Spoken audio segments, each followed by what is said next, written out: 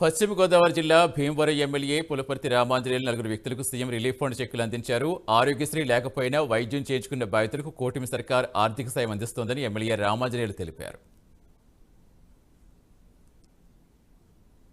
లేకుండా వైద్యం చేయించుకున్న బాధితులకి సీఎం రిలీఫ్ ఫండ్ నుంచి వారికి లక్షలాది రూపాయలు ఇప్పించడం జరుగుతుంది. దీనివల్ల ఆ కుటుంబానికి కొంత మేలు జరిగి వారు ఈ అనారోగ్య బాధ నుంచి బయటపడే అవకాశం కలుగుతుంది. మన భీమవరం నుంచి నలుగురు బాధితులకి చెక్కులు ఈరోజు పంపిణీ చేయడం జరిగింది.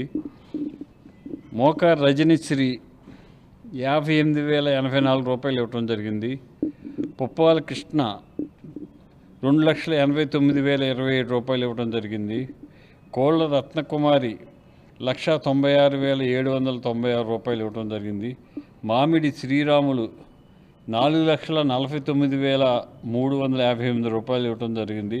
ఈ నలుగురికి కలిపి 9,93,265 రూపాయలు చెక్కుల రూపేణ వీరికి ఇవ్వటం వల్ల వీరి కుటుంబం ఈ వైద్యంలోంచి నష్టపోయిన కొంతవరకు కూడా కవర్ చేసుకుంటే అవకాశం కలిగింది.